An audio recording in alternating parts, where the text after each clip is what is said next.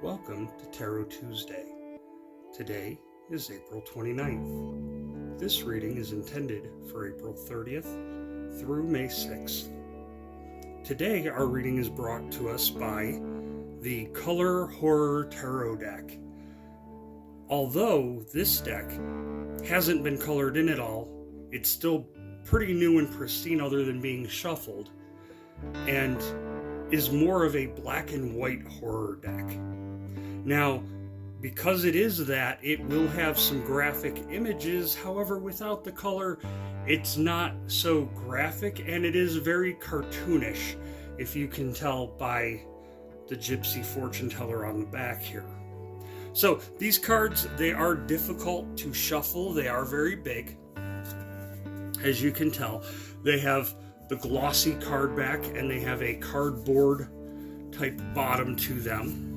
But they are rather large and difficult to really get shuffled without dropping a million times. And that's for somebody with big hands. They may not work the best, but... So we shuffle them up some. But you know what? It doesn't matter how much we shuffle, how little we shuffle. The deck is fully shuffled, so we will cut the deck about there, and we will use that to determine our cards for this week. Now, as always, we will lay out 5 cards for the week, kind of give ourselves an idea of what we're looking forward to, what we're looking at coming forward in the week, things, obstacles we may need to handle, and as always, ways we can work on ourselves this week, things we can focus on, things we can pay attention to help better ourselves and those around us.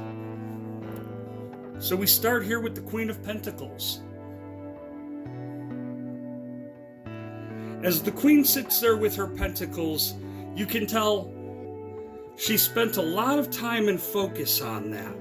Now, what that refers to me with is the fact that we need to maybe shy away from paying attention so much to those material goods, because we are clinging on so tightly to the material goods, and the things we could get and the things we do have are almost forgotten in a sense, or cherished in such a way that they're not useful.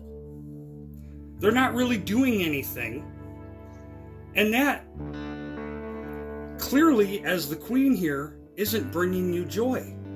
It's not bringing you joy to worry about what's the next object we can buy or what's the next thing we can afford.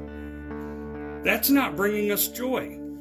Let's look beyond that, because the Queen is showing us that right now we're kind of focused on all of the things we want to do and that we could do or that we want to have, and not paying attention to that's around us, the beauty that's all around us here. Oh, we're going to go right with the Knight of Pentacles next, apparently. I do tell you these cards have been shuffled and shuffled well prior, but the message is coming through. The Knight of Pentacles is showing us that if you see here, the police, the authority is holding the pentacles in this situation. So with the Queen, the way that plays out in the story that tells me is that right now, this week, we are spending a lot of time focusing on money and focusing on the authority it has in our lives. Right? How much does money control our lives? Maybe that's what we're trying to get across this week, because we're focusing so much on the money. The money has become the authority, one and the same. Oh. And the Hierophant. And what this gentleman is so clearly telling me as he steps forward and speaks loudly, he laughs. He laughs at us. Because how many times do we chase that dollar, do we chase that dream, and we've lost everything around us? The Hierophant knows that. He sits, he laughs, he watches. And when the time comes, everybody comes to him. Everybody's ready to say, what do we have to do? And that is why he is held in such regard here in this situation. Almost like a prophet, if you will, wearing the hat. I'm aware of what's gone on over in the Vatican.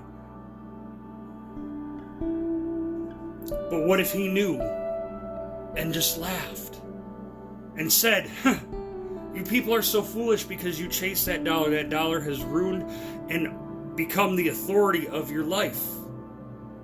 And when all is said and done, we all become the skeletons at the bottom, don't we? We all become the skeletons in the ground. Oh. So this card here depicts the Five of Wands.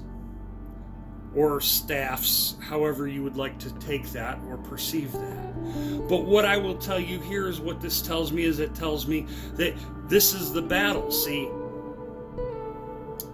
you have those who are clinging to what life is, what life has always been, and then you have those who are just the faceless sheep, the faceless herd, trying to take you out. And isn't it always that they try to take you out by spinning logic? By spinning what you say, what you feel, what you portray? They spin that, don't they? And as they spin that, they make us question, they make us doubt ourselves. And they make us doubt who we are and what we can do. Don't they? And 9 out of 10 times, what does that all lead back to? Apparently, what the universe is trying to tell us this week is that all leads back to these things. And it's our belief and concern over what others view and perceive us.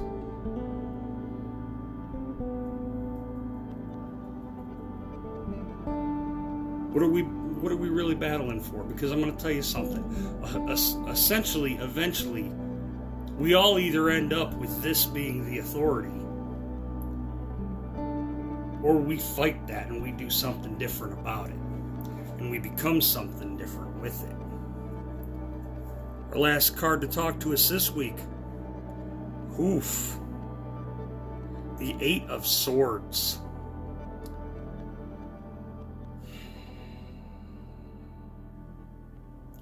The Eight of Swords for me is always a very tricky situation because every time I see the Eight of Swords, it reminds me that we tend to put ourselves into our own situations, do we not?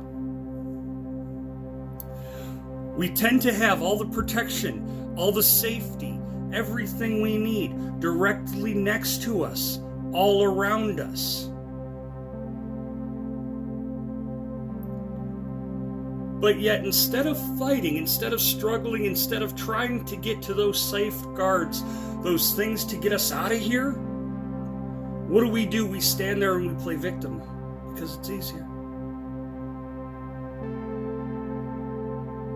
It's not our fault. Well, we tried to break free. We tried to do it. We tried to get through it.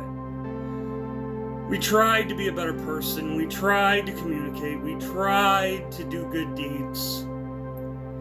But you know, it was just so hard, the struggle, wasn't it?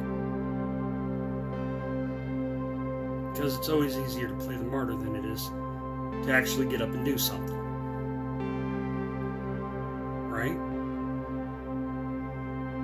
It's easier for her to stand here and say, I wish I could have gotten free. I really wish I could have.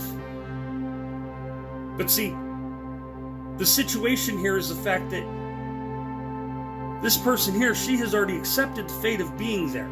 The fate of what is going to come forward with that. She's given up on the idea of breaking free. She's given up on the idea of becoming independent, of becoming strong and using the strengths that she has all around her. She's given up on that. And as I like to tell you guys, as many of you that have been with me know, the cards, they always tend to tell us a story, a whole tale. And if we look at the tale today, again, we have the Queen of Pentacles that sits here, staring at the materialistic worldly goods that she has. That is her focus, not the bunny jumping next to her, not the wonderful throne she's sitting on, not all these wonderful vines all around her. No, she's focused on those worldly goods. Because what happens when we focus on that, and that becomes our whole thing, that becomes our identity, is money, finance, keeping up with the Joneses, as they used to say. That means that becomes our authority. That becomes our boss. That becomes what rules our world. And they sit back and they laugh and they know, because one day you will crumble, because everybody does. If you've been alive for more than 15 years, you have seen money come and go, rise and fall, and all in all, they sit back and laugh. Why? Because ultimately, everybody will come back going, what do we do? How do we right this wrong? How do we change that? How do we fix that? And you'll be told of the great tale. You'll be told of the struggle that you have within. Maybe this is the case today. Maybe today is the day that you are being told of the struggle. The struggle for self-identity, the struggle for self-worth. The struggle to maintain your beliefs, your ideas, and yourself from the faceless mob, the faceless monsters, and the faceless sheep.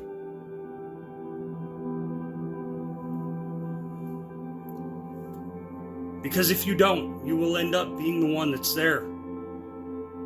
I don't know why that happened. Well, what did you do to make a difference about it?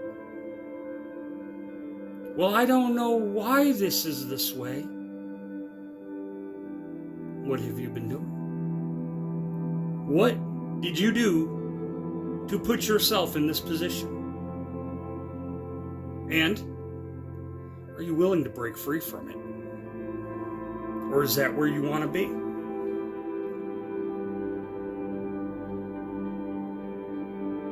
Folks, this week it's a powerful story. It's letting us know,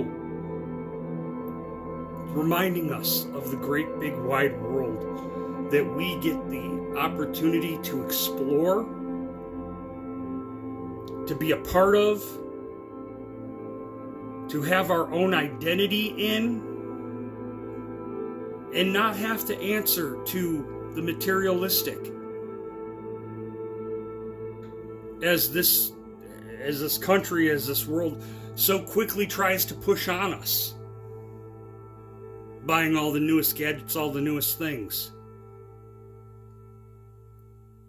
As they sit and they laugh. And they tell you, well, hey, look, you can get out of this, but it's going to take a lot of work.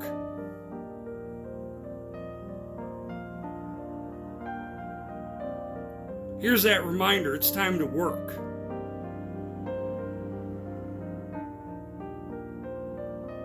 Does money buy happiness? No. But what does money buy? Money can help you find things that make you happy, but it won't make you happy. You need to remember to look for those things within yourself that you enjoy, your creative side, your artistic side, your sports side, whatever it may be, but what is it that makes you happy and makes you you? Because before you can find that, you got to get past this.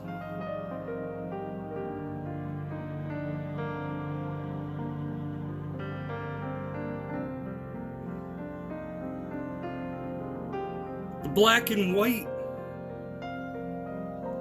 horror tarot has spoken.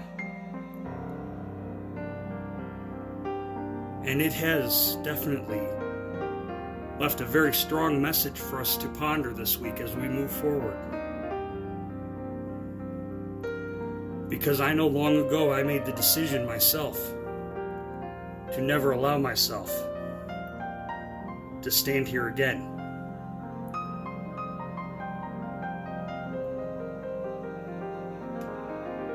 And with that said, until next week,